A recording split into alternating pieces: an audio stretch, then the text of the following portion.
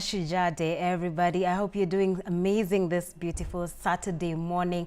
Still October, and we are still trying to create awareness about cancer. This is Breast Cancer Awareness Month, but did you know that it's also Liver Cancer Awareness Month? So we are still continuing with that discussion. We are supporting the fighters. We are admiring the survivors. We are honoring those ones who are taken, and we are saying that there's still hope. We can still, you know, fight cancer, this particular disease that's just like killing our very loved ones. Welcome to Real Talk. My name is Christine Kia. You can be part of this conversation by texting us on our SMS, actually not by texting us on our SMS line, but engaging with us on our Facebook and Instagram and Twitter pages at eCircuit TV Show. The hashtag is Real Talk with Christine.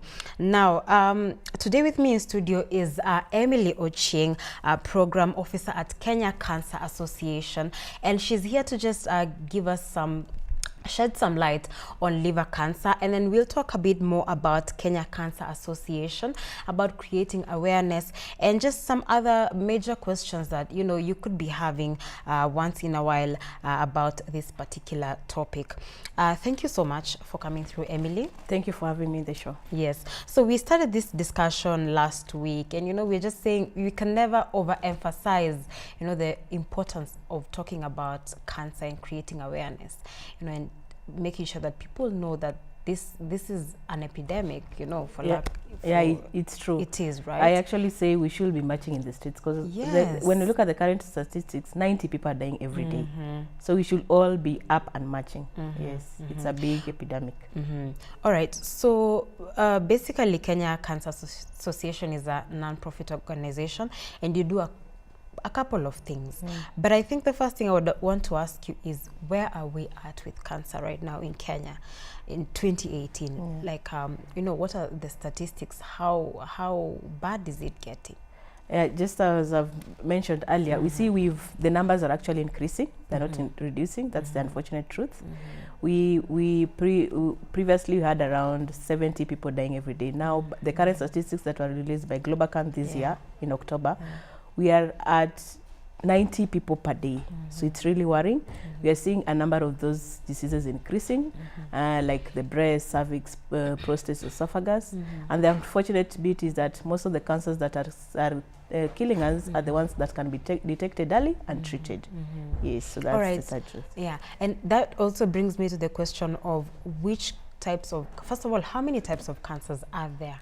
There are over 200 cancers. In that, cancer is the abnormal growth of cells.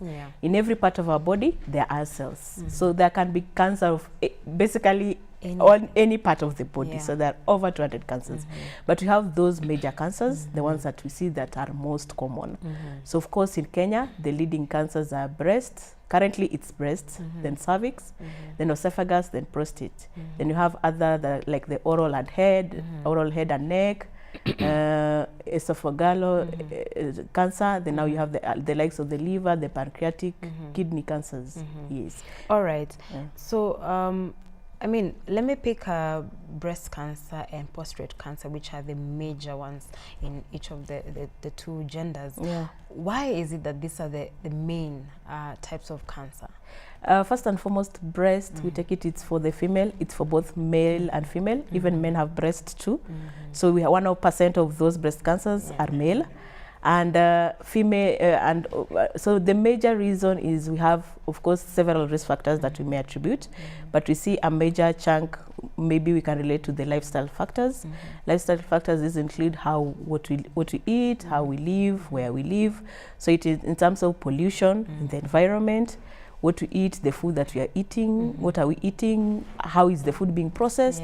Because you see there's also a lot of use of fertilizers, There's a lot of pollution. This food travels from the farm up to where we are. How do we process the food? How do we cook it? We depend so much on the processed foods that have a lot of nitrates added to them, which also is a risk factor for cancer, like the class of the bacons, the sausages, the salamis, that the amount of nitrate is very high. And of course, we now see also people, our diet, we depend more on the sugary drinks that have a lot of sugar. And you know, sugar fuels the growth of cells, so it will fuel the growth of the bad cells as it will fuel the growth of the good cells. And of course, our lifestyle has also changed. This issue of the borders, the Taxify, have really made us so lazy. So we rarely even do the simple exercises like even walking. So, and we sit a lot. You are from work 8 to 8, you come back home, you sit, you look at when you arrive at home, it's the TV. So we rarely even exercise. So obesity is even on the increase, which is also a major factor.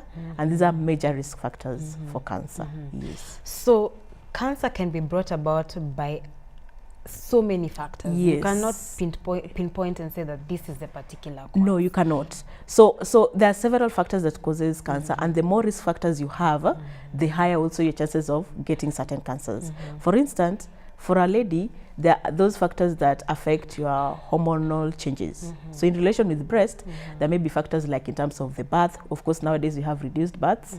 We have the use of the contraceptives. We have breastfeeding, where we don't really breastfeed for the longer time. We have reduced it. So these are the natural factors that may affect us, the hormonal changes. Then you have other issues like alcohol, smoking. So when you have many of these risk factors combined, then your risk increases with the number of risk factors that you have. You really can't say that this is the one cause of cancer, because you remember, cancer is that abnormal growth of cells. So whatever will interfere with the DNA sequencing will affect that growth. So that is why you can't find one particular cause. Okay, all right. So now when we talk about liver cancer, is it true that, you know, from just what I've read, and you can confirm this or tell us otherwise, is it true that liver cancer is more common in Africa, East Asia, than it is in America, Europe, those areas? And if that's the case, why is it? So it is a bit more common, although liver cancer is one of those hard cancers, because of course also detecting it early is an issue. Most of the time the people, when they're diagnosed with cancer, they're already in either stage 3 and stage 4. And maybe I'll just start by just explaining the basics of the liver. The liver is that organ in your body that we know it produces bile and enzymes that are used for the digestion of like vitamins, fats, and nutrients. Liver is also that organ that removes toxins from your body. So it's that organ where you'll find blood will flow in, food will flow in. It also a store of things like glucose. So it's a very important organ. So when you have all these processes in the body, and even the cells pass through, it's a really vital organ that when it's taken down by the cancer cells, it really harms the body, because you see it affects a number of issues, and that is why even the prognosis for liver is not very good. Yes.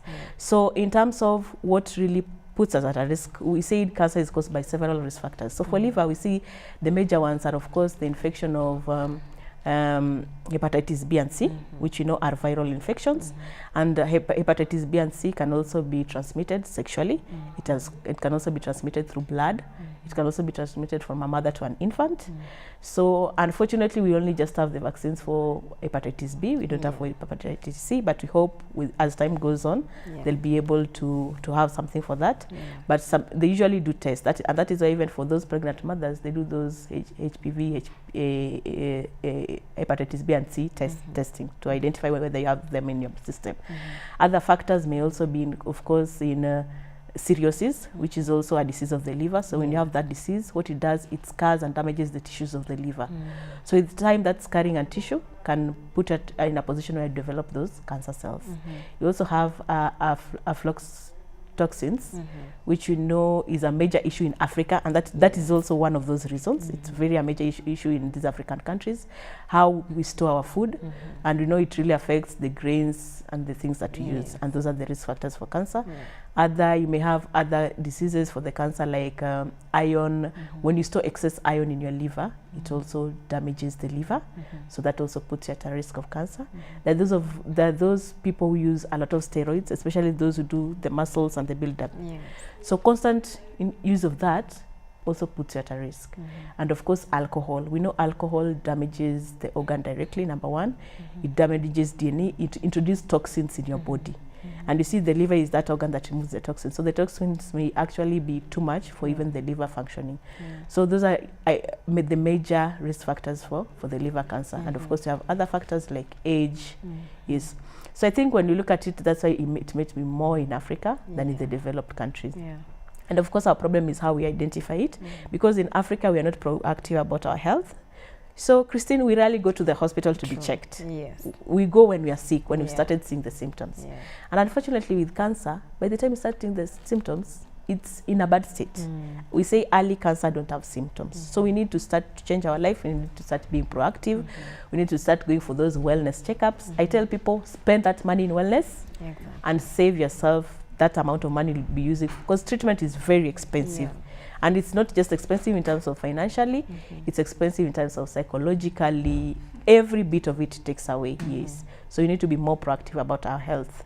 Yes. That All right, so we'll talk more about, that particular area. But is there treatment for liver cancer, and then what treatment is it? And now, liver cancer, like any other cancer, the treatment will depend on, number one, what's the size, how far has it gone, has it metastasized to the other organ, and then it depends on the type of also the liver cancer you have, because the liver cancer that is in your cell, it may be one tumor, it may be several tumors. There may be that one that attacks the bile ducts. And then, of course, your age, all those factors come in play when they're determining treatment. So ideally, for those who are early stage, when you're getting into maybe stage 0, 1, 2, there's that chances they can do surgery. So in terms of surgery, your liver, they can actually even remove about 80%. It will still function because it regenerates. There's a way the liver regenerates itself. And that is why you see even those who consume alcohol, when you stop, there's a way it really heals fast. Yes. So they can do surgery when you're in early stage, or they do a transplant. Somebody, and the transplant can be from a donor, maybe they've just passed on, so they give you a full liver, or they give you partial liver. You can do partial liver donation. And then now other treatments now are like chemotherapy, targeted therapy, yes, embolizations, but now these depend on all these other factors, the stage of the liver, how far is it extended, your age as a person, your overall health. Yes. All right. So there is hope. Yes. And now that you've talked about chemotherapy and all those, let's just move a bit away from just liver cancer and talk about cancer generally. And a lot of people, there's very many controversial ideas about chemotherapy, radiation, surgery, all these things. And you'd hear someone say, I really didn't have to do chemotherapy. I went to India and the doctor said I didn't have to do chemotherapy. I just have to do radiation, or I don't need to do radiation. I mean, when do you really need to do some of these things, like chemotherapy, radiation, surgery? Because chemotherapy in itself, it takes so much from a person. We've seen that. So cancer treatment is not one suit for all. And the reason is because there are even different types. I'll even give you back, because I can still use breast cancer, so we're still in breast cancer month. Like breast cancer, for instance, you have several types. So even the treatment for breast cancer varies in that type. So number one, the first thing when they're doing treatment, they of course look at the type of cancer you have. They look at how far the tumor has grown, because there's when you are in early stages, the tumor is within the original organ where it began, and then when it metastasizes, it means it has spread to other parts of the body. So also that is a factor. Has it spread? Has it not spread? How far is the tumor?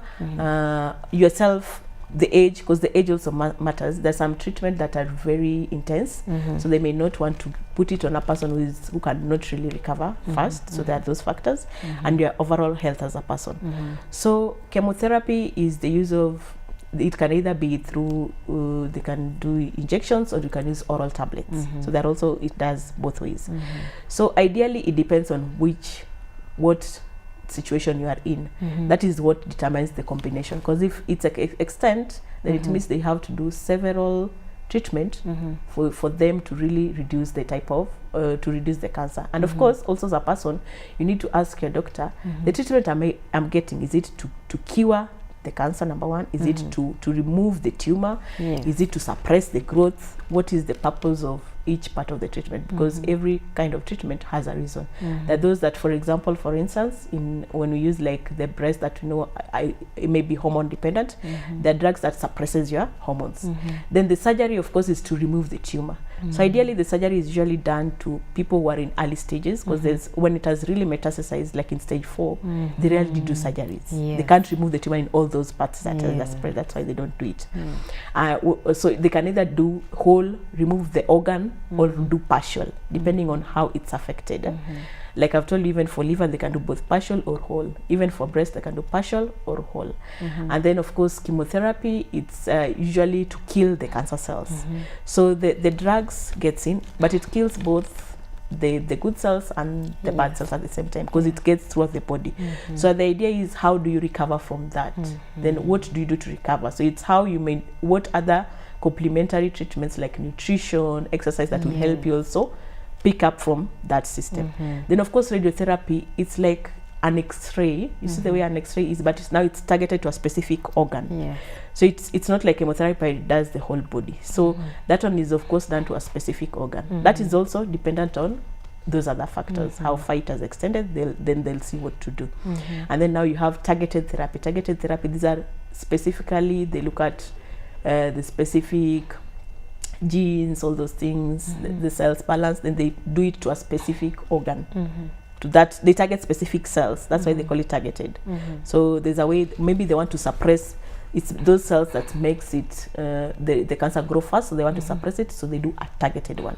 Like for instance, for breast cancer, there's a type of breast cancer called the HER2 breast cancer, where they have to do targeted therapy to slow down now the growth of those certain cells. So that's how the treatment varies. Yes, so you don't have one suit. My treatment when I have cancer may be different from yours, depending on all these factors. Yes. All right. So it's always good for people to be informed, so you know really why am I doing all these things, and then you have to know why you are doing and what is the benefit of each, so that you can also make that informed decision as a patient. Yes. All right. So maybe you can also share with us some of the signs and symptoms of liver cancer, and like you're saying, unlike probably breast cancer, which you can do self-examination, you know, and just get to know, or for cervical cancer, where you can just go and get a pap, you know, how do you then go, or how often should you go for checkups for some of these cancers that you, like that, for lack of a better word, deep in the body, that you might not really not know you have them? Okay, so for liver cancer, we know that liver is situated just somewhere behind the ribs on your right hand side. So for those who have started experiencing symptoms, you may have things like pain in your upper part of that abdomen. You may be feeling some lumpiness or heaviness on that particular side. You may also be feeling you're bloated, general weaknesses that just can't go away and you can't explain why. You may be having extensive nausea and vomiting, and also we know liver, when most of these liver cancer diseases, the most common sign is usually the jaundice, the yellowing of the eyes. So that is the way some of the signs. They may not necessarily be liver cancer, but it's always good to be checked, because it means there's something that is wrong. So ideally, when you go to a doctor, the first thing they'll do is a physical examination. The physical examination, they'll look at that, they'll assess the area and the organs around it, like the spleen. So they'll detect if the size has increased. The doctor can check if you have abdominal fluid. Also, swelling of the abdomen can be a sign. So they'll check if you have any abdominal fluids before they even do those other further tests. And of course, they'll do some blood tests that will show whether you have an increase. There's a certain type of protein. When the level is elevated in the blood, it can be a sign that you are having liver cancer. So that is basically some of the signs, and then how you are checked. Now for liver, you see, those are general organ body. So ideally, the way you do it is just a general wellness checkup for those internal organs. You go to a doctor, you request for it, they can assess your entire body. We have the test that does gene testing in Kenya, but it's very expensive for the normal Kenyans to afford, because it's like 70,000 shillings. So ideally, the cheaper option will be to do the general checkups that you can do. You can walk into a hospital and check. Now, in terms of the breast cancer, breast cancer, at least there are ways of detecting it early. Yes. So of course we say breast self-exam should be done monthly. Yes, every month. You have no excuse. You have to do a breast self-exam. So for women who are still menstruating, we usually say you do it on the 7th day. That is, you start, the first day of your menses is your first day. So on the 7th day is ideally like 2 or 3 days after the end of your menses. For those who have the cycle of 4 to 5 days. But just count 7 days. The reason why we say that is because you've reduced that effect of, you see the way the hormone operates, sometimes during the month it's a bit, your breast is a bit itchy, intense, you can't really do a good checkup. And then for the breast self-exam, for those who are post-menopausal, they pick one day of the month. So you can pick, maybe it's the first. Pick a day that is easy to remember. Remember I said men have breast too. So men should also pick one day of the month when they do the breast self-exam. So when you're doing the breast self-exam, then the other thing is, what am I looking for as I'm doing the main breast self-exam? So of course you are looking at number one, the texture. Is there any change in texture? Usually for breast cancer, sometimes you find there's that, you see like the back of an orange, the way it looks like. So sometimes there's that texture. You look at color. Is there any disfiguration both at the nipples and the general shape breast? Then you look at the shape and the size. Is there any changes? Has my breast increased? Are there any contours in terms of the shape and size of the nipple? Is the nipple changing inwards, like it's like we say it, inverting inwards? And then of course you look at if you have any discharges from the breast, those bleeding, abnormal bleeding, or you have discharges and you're not breastfeeding, that should also be a worry. And of course now the common thing that all people think is the one symptoms for breast cancer, which is the lump. So you see all these factors I've said, they can be signs and symptoms of the breast cancer. Some women have also experienced intense itching that doesn't go away. So those are the things that you look for when you're doing the breast self-exam. Then what I've told you when to do it, what to look for. Now, how do you do it? The technique you do is very important. So for breast cancer, you do, when you're doing the breast self-exam, usually people do this. Maybe I'll just demonstrate. They poke. This is called poking. You don't poke, because when you have like a mass and you poke like this, you see these are the mass, they moving. So we do the technique, we'll call it palpating. So palpating is this, you do like this, rubbing like this. So ideally, because the breast cancer, it can get to both the milk ducts, the lobules, and even the lymph nodes. So there are areas that we have lymph nodes. So we have lymph nodes around here, the armpits. We have some lymph nodes here around the collarbone. So when you're doing that breast self-exams, you also have to cover all that area.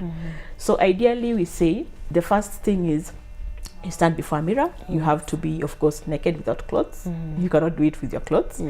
And you do the first, we call it the visual inspection. Remember, I've told you what you need to look for. So the visual inspection, the first thing when you stand in front of a mirror, you hold yourself like this. You're holding yourself like this to give yourself the entire view, and also to check the changes, like in terms of the shape and the size. So when you keep doing, and that is why I insist you have to do it monthly, because when I do it every month, I'll know myself so well that when something is wrong, I know something is wrong. Because that is the only way for us to be safe. You know your body so well that when something is wrong, you know something is wrong. Even with the internal organs. When you know yourself so well, you even experience that small pain, you say this is not normal, because you've known yourself that well. So when you stand like this, of course you stand like this, you turn all around, you check. Remember, you're checking all those things: texture, size, shape. And then you lift your arm up, and you lift it slowly. The reason why you're lifting it slowly, you're trying to raise this other part to also see the lower part. When you raise it slowly, you also check, is it moving upward, or is there some heaviness? Those can also be the ways you detect yourself. Then after doing that, now you come and do the exam. So when you're doing the breast self-exam, when I want to do on my right side, I have to do both sides, not just one side, both sides, because I have breast on both sides. So when I'm doing on my left side, then my left hand, I put it at my back. Then I use the other arm to check my breast. And you do all round. Remember I said you palpate, it's in a circular motion. Then of course when you finish, you press your nipples to see if there's any discharge. And you may also do it when lying down. Still you'll put a pillow, the same technique, your left arm, you do it like that.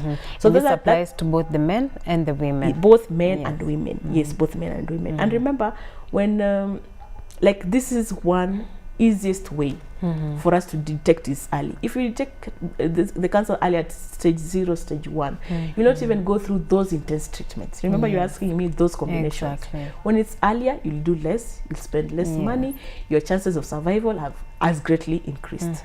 For things like cervical cancer, we say we need to do those pap smear tests every year. Spend that 1,500, whether it's 2,000 shillings, whether it's 6,000 shillings. And we are lucky, we are in a country where people think we take October as the cancer month. So in October, you'll get all these discounts.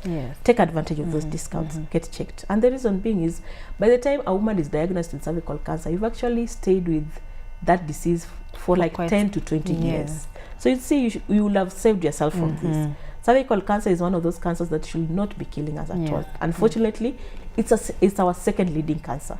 So we really need to be proactive about our health. When we do the pap smear, they identify the lesions early, then they are able to treat them. So they now reduce your risk of getting cancer. Ideally, when they start treating it early, you are reducing your chance to about 96%. So let's get those pap smear tests done. And you know, when you're talking about these tests and the we've been looking at the financial constraints that come with cancer treatment. And like you're saying, in the month of October, it's much cheaper, it's much easier. There's so many discounts, there are freebies. Yes, but on every other, normal day of the month, I mean, a lot of Kenyans complain that, these things are too expensive. Someone doesn't have that 3,000 shilling to go and do, the breast cancer examination or, whichever type of examination. What do you probably feel, or what are your thoughts on, maybe what the government needs to do to just make this easier, and at the same time looking at accessibility to some of these services, because from what I have seen, what I have read, what I have researched, is most of even this it's just Kenyatta Hospital among the government hospitals that has some of these facilities. It is in Nairobi, so someone who is in Garissa or any other county that so far has to come all the way. So what's your take maybe on the government policies and what the government just really needs to do to make treatment awareness much easier? Okay, before I'll start by accusing the government, I'll say at least there's some steps, there's some basic tests that can be done. It's only that sometimes we never know. Like, for example, even the breast self-exam, when you're walking into a hospital, you can even take advantage of when you're doing those consultations. You can request for one and be done. And at least for those basic tests, we now have them available throughout. But there are also things that we also need the government to help in. Because you see, as you were saying, when we do early diagnosis, we'll prevent the cost in the treatment. And this is the conversations that we've started to have, even in terms of now that the NHIF want to change it to be a universal health cover. Then what does the government need to include in that universal health coverage? You see, they have to cover like those diagnoses. Because you see, even now, NHIF doesn't cover those basics. And that is why people wait for them to have the symptoms before they go to hospital, because nobody will pay for you to go and just do a wellness check. So that is the push that we need to go for. That UHC cover should cover those basic tests, so that we identify those diseases early. It will even save the government the cost that they're using in treatment, you see, for people to reach there. So that is what we really are looking for. And of course, in terms of treatment, why is the treatment also so expensive? What can the government do in terms of reducing the cost of these drugs? And we're looking at it in terms of some of those things have to be zero rated. Like, for example, women who have HER2 breast cancer, they're really dying. Why? Because they've gone through the normal chemotherapy session, and there's that special drug that they need to help them slow down the growth of that cancer. It's called Herceptin. The cost of Herceptin in a government facilities is 150,000. How many Kenyans can afford that? And they need like 18 sessions. So of course the government also has to do something in terms of also that cost of treatment. Is it zero rating then those chemotherapy drugs? I think that's the way to go, because it's also, cancer is something that it's there for all of us, and the cost of treatment is just enormous. All right, so I want us to take a short break, but we'll come back and talk about cancer education, creating awareness, and just realizing that it's now, cancer is not just up to the government, it's up to you and I, because really the government alone cannot fight this disease, and even just talk about also advocacy, which is something I've never really touched on, but I saw that Kenya Cancer Association does. So we'll take a short break. Do keep sending in, your questions, or if you have any stories or whatever it is that you would like to share with us on our Facebook, Instagram, and Twitter pages at eCircuit TV Show. Start your comment with the hashtag Real Talk with Christine. So let's take that break right about now.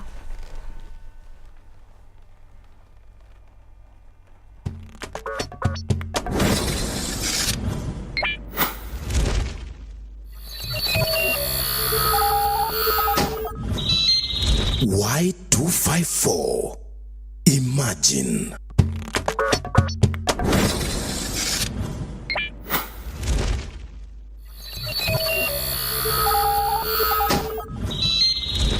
Y254. Imagine.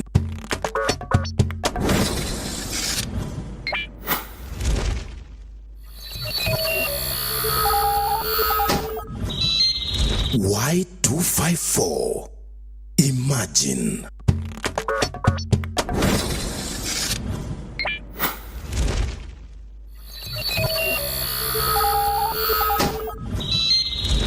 Y254.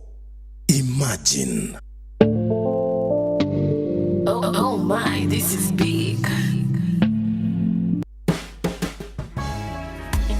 Kumbe zikitimia marafiki huwa